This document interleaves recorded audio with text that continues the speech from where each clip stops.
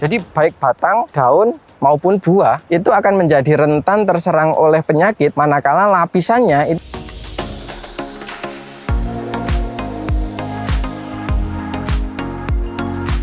Assalamualaikum warahmatullahi wabarakatuh, sahabat petani semua. Video kali ini kita akan membahas terkait dengan perawatan apa yang perlu kita lakukan ketika hujan pertama itu turun. Perawatan yang dapat meminimalisir kondisi tanaman khususnya dari serangan penyakit. Kira-kira apa yang kita perlu tambahkan, kemudian waktunya kapan, bahannya apa saja supaya tanaman dapat aman dan panen bisa secara maksimal. Video lengkapnya akan kita bahas setelah yang satu ini.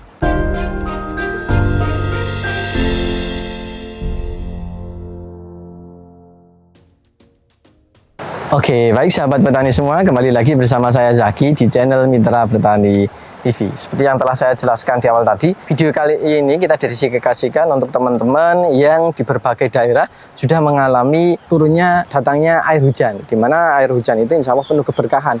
Yang kadang kita menjadi menyalahkan karena ada berbagai dampak yang setelah hujan itu ada beberapa hal yang ditimbulkan. Mungkin mulai dari layu, busuk batang, kemudian bercak daun, dan antraknos, dan lain sebagainya. Dan biasanya itu adalah langganan tahunan.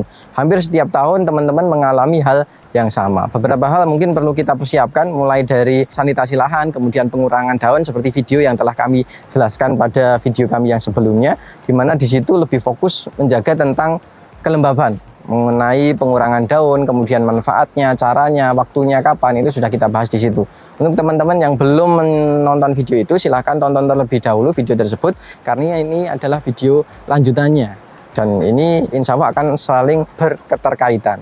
Nah, video kali ini kita akan spesifik khusus membahas tentang perawatan yang perlu kita lakukan ketika datangnya air hujan. Seperti teman-teman lihat ya, kondisi tanaman milik kita ini sudah menurut kami sangat rimbun gitu ya. Jadi tingkat kelembaban sangat tinggi, juga akan sangat was-was ketika intensitas hujan itu sangat tinggi. Biasanya ancamannya adalah mulai dari bercak daun, kemudian busuk rating, busuk batang, antraknos, dan yang paling fatal adalah di tingkat kelayuan. Dan mungkin seperti pengalaman-pengalaman sebelumnya, untuk mengobati tanaman yang sakit itu biayanya akan jauh lebih mahal dan efektivitasnya itu akan jauh lebih minim. Nah, makanya kami mengingatkan betul untuk teman-teman lebih baik mencegah. Jangan menunggu serangan itu datang, tetapi melakukan antisipasi sejak dini supaya tanaman itu terbebas dari penyakit dan nanti tanaman tetap bisa berkembang secara optimal, karena sejatinya ketika musim hujan itu sebenarnya banyak keberkahan. Nah, kadang kita saja yang kurang mampu untuk mengelolanya dan justru malah bisa menjadi dampak buruk. Nah, video ini mungkin kita sama dengan teman-teman sudah merasakan nikmatnya air hujan, beberapa hari ini sudah turun. Mungkin kita akan membagian kiat supaya tanamannya itu bebas dari serangan jamur gitu ya. Karena biasanya air hujan pertama yang turun itu juga di samping membawa keberkahan, di situ juga ada keasaman yang ikut bersertaan dengan datangnya air hujan. Di samping kelembaban yang akan meningkat, biasanya permukaan batang, daun, bunga, buah, tanah itu akan menjadi masam. Nah, ketika pH-nya menjadi masam, itu akan menjadi sarang yang empuk untuk berkembangnya patogen penyakit. Makanya kita perlu melakukan antisipasi sejak dini supaya jamur yang ada di dalam tanah, batang, atau daun itu tidak bisa berkembang secara maksimal. Salah satunya adalah dengan penggunaan mineral pelapis. Nah, biasanya ketika hujan ini turun, kami langsung melakukan penyepraian dengan dua bahan saja. Dua bahan, yang pertama itu adalah Kalbovit, di mana di situ kandungan utamanya adalah kalsium boron, kemudian dikombinasikan dengan Cover WP, di mana di situ kandungan utamanya adalah silika dan mangan oksida. Kita lebih condong ke silikanya gitu ya. Jadi kita mengibaratkan layaknya manusia, ketika hujan itu datang pasti memerlukan mantol. Sebelum kita memerlukan obat pusing atau obat demam atau obat masuk angin, tentu saja harapan kita adalah tidak terserang penyakit tersebut. Nah, salah satu caranya ketika datang air hujan, itu stamina atau energi kita itu sudah kuat, atau antibodi kita itu kuat, kemudian menggunakan pelindung. Nah, pelindungnya itu bisa dalam bentuk mantol atau dalam bentuk payung. Nah, silika atau Cover WP itu adalah mineral pelindung tanaman yang akan mengurangi tingkat keasaman pada permukaan tanaman. Jadi di bagian batang, daun, atau buahnya, ketika sudah sering diaplikasikan menggunakan silika seperti itu nanti ibaratnya itu seperti mantol. Jadi ketika datang air hujan, itu air hujannya tidak cenderung menempel, tapi bisa sedikit lancar untuk cepat jatuh. Kemudian keasaman area tanaman itu akan dapat dikurangi gitu. Jadi aplikasi silika atau mangan oksida seperti yang tadi saya sebutkan itu menurut kami sangat cocok ketika musim hujan itu datang. Apalagi kalau kemarinnya hujan, paginya bisa langsung dispray menggunakan bahan tersebut. Kemudian dikombinasikan dengan kalsium boron. Kenapa kita menggunakan kalsiumnya kalsium boron gitu ya? Kami mengibaratkan kalsium itu seperti wedang jahe gitu ya. Jadi dia akan menciptakan kehangatan pada kondisi tanaman. Ketika kondisi tanamannya itu hangat, di mana ketika datang air hujan itu biasanya dia akan kedinginan, dengan adanya kalsium itu bisa akan menjadi lebih kuat. Badannya itu akan menjadi lebih hangat sehingga tidak mudah terserang penyakit. Selain itu, kalsium juga sangat bermanfaat untuk mempertebal dinding selnya. Jadi baik batang, daun maupun buah itu akan menjadi rentan terserang oleh penyakit manakala lapisannya itu sangat tipis, sehingga patogen penyakit itu akan sangat mudah untuk masuk ke bagian dalam. Nah, dengan melapisi tadi sudah ada lapisan seperti lapisan lilin ya, silika itu, kemudian ditambah dengan kalsium, cara antibodi dia akan lebih meningkat. Nah, kombinasi dua bahan tersebut insya Allah akan membuat tanaman itu menjadi lebih kokoh, kemudian menjadi lebih kuat, menjadi lebih tahan, khususnya dari serangan penyakit. Jadi faktor utamanya adalah tingkat kelembaban, kemudian keasaman. Nah, dengan adanya silika itu akan mengurangi tingkat keasaman, apalagi ditambah kalsium, di mana salah satu fungsinya adalah menaikkan pH-nya. pH baik di tanah, batang, bunga maupun buahnya maupun di daunnya gitu. Jadi bukan hanya melapisi, tapi permukaannya ini akan menjadi sedikit basah, di mana ketika basah itu jamur itu tidak mampu untuk berkembang karena jamur cenderung hidup baik pada pH asam. Nah, dengan pH yang mendekati netral itu akan menjadi tempat yang kurang disukai oleh jamur, sehingga seperti cover itu bukan fungisida tapi bisa berperan seperti fungisida, menghambat gitu. Jadi tujuannya adalah menghambat, menyehatkan tanaman supaya jamur itu tidak masuk dan tidak cocok untuk berkembang di dalamnya. Makanya kami sangat merekomendasikan kombinasi dua bahan tersebut untuk diaplikasikan ketika datangnya air hujan. Pertanyaan selanjutnya, dosisnya berapa? Dosisnya bisa sesuaikan dengan yang tertera di kemasan. Biasanya kita hanya menggunakan sekitar 2 gram untuk masing-masing bahannya, 2 sampai 3 gram. Mineral pelindung tanamannya mungkin bisa kita gunakan 2 gram per liter. Kemudian kalsiumnya juga bisa 2 gram per liter, atau mungkin toleransinya bisa 3 gram per liter ya. Jadi dikombinasikan secara keduanya, tidak perlu penambahan yang lain. Mungkin insek atau fungi menurut kami jangan dulu, tapi lebih fokus untuk menggunakan dua bahan tersebut. Kemudian bisa langsung kita spraykan secara merata, bukan hanya fokus pada di daun atau buah, tapi mulai dari batang, kemudian ranting, kemudian bunga, buah, semprotkan secara merata. Mungkin akan sedikit boros, tetapi tidak apa-apa karena tujuan kita adalah menciptakan lingkungan yang tidak disukai oleh jamur.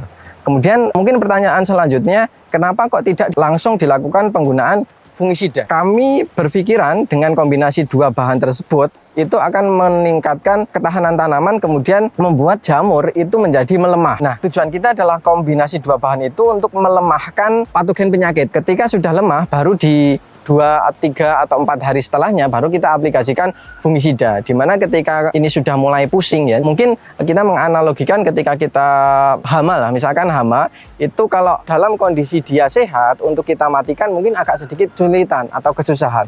Tetapi ketika kita sudah lemahkan terlebih dahulu, insya Allah proses pematiannya atau pemusnahannya itu akan menjadi lebih cepat gitu. Jadi awalnya kita hanya menciptakan lingkungan yang kurang sesuai, baru selanjutnya kita menggunakan fungisida. Nah, ketika fungisida itu digunakan, biasanya cara kerjanya akan menjadi lebih efektif, sehingga biayanya mungkin akan menjadi lebih ngirit. Jadi hanya saja mungkin kedua bahan tersebut kita aplikasikan secara tunggal saja, maksudnya dua bahan tersebut saja, tidak dicampur dengan insek. Kemudian intervalnya biasanya kita rekomendasikan itu 10 sampai 14 hari sekali. Atau kalau mungkin teman-teman diperlukan ketika intensitas hujan memang lumayan tinggi, itu bisa lebih rutin lagi. Hanya dosisnya yang mungkin agak sedikit dikurangi. Mungkin hanya 1 gram, tetapi mungkin intervalnya bisa 1 minggu sekali. Tapi kalau mau hemat itu bisa 10 atau 14 hari sekali dengan dosis 2-3 gram per liter air. Kemudian pertanyaan selanjutnya, apakah masih memerlukan lem atau perekat atau penembus? Karena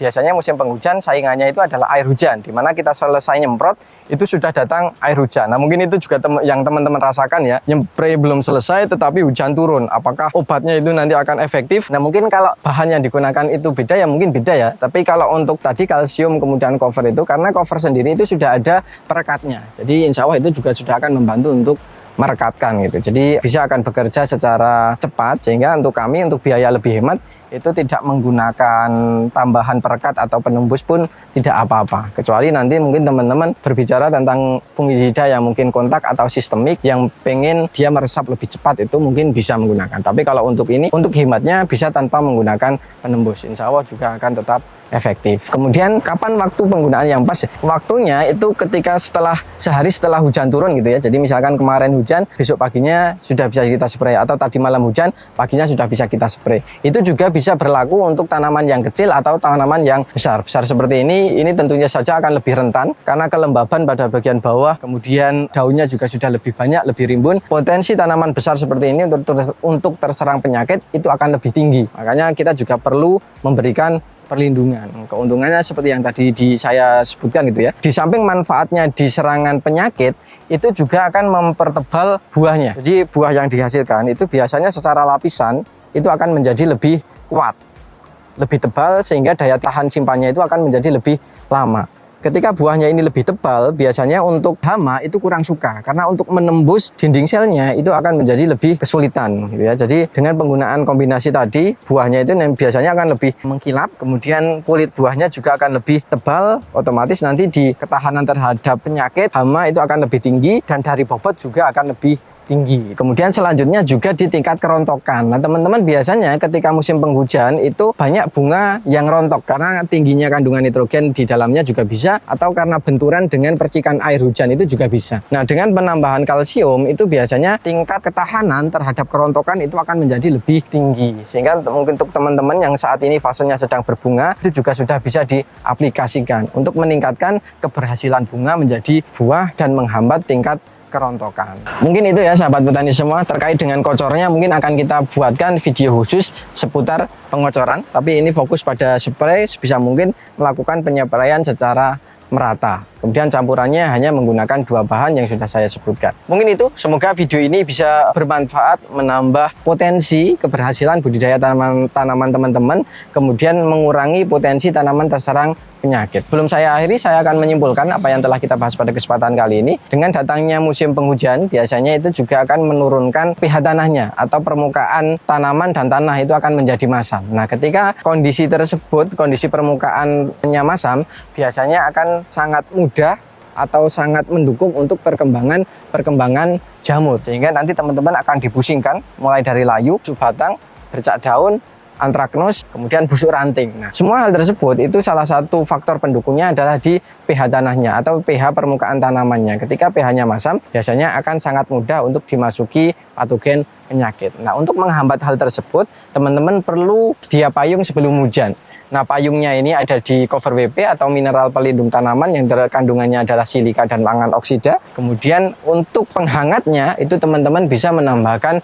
kalsium. Dalam hal ini bisa menggunakan kalbofit ya, kalsium boron, di mana di situ nanti kedua bahan tersebut insya Allah akan saling bersinergi, kemudian membuat tanaman itu mempunyai payung dan mantel, kemudian daya tahan ketahanan tubuhnya akan menjadi lebih kuat. Dosisnya cukup 2-3 gram per liter air, kemudian interval pemakaiannya bisa 10-14 hari sekali. Kemudian manfaat yang dihasilkan adalah permukaan batang, daun, ranting, buah itu menjadi lebih basah sehingga kurang cocok untuk perkembangan jamur. Jadi dengan sendirinya nanti jamur itu akan melemah dan tidak betah untuk hidup di tanaman kita. Kemudian manfaat selanjutnya pada buah itu biasanya dia akan lebih tebal, kemudian kulitnya ini juga akan lebih glowing, warnanya akan lebih glowing. Kemudian ketika lebih tebal ini akan menjadi lebih berbobot. Dan untuk serangan hama dan penyakit, ketika kulit buahnya atau dinding selnya ini lebih kuat, biasanya kurang disenangi oleh hama dan penyakit. Selain itu manfaatnya juga di tingkat kerontokan. Tingkat kerontokan biasanya akan dihambat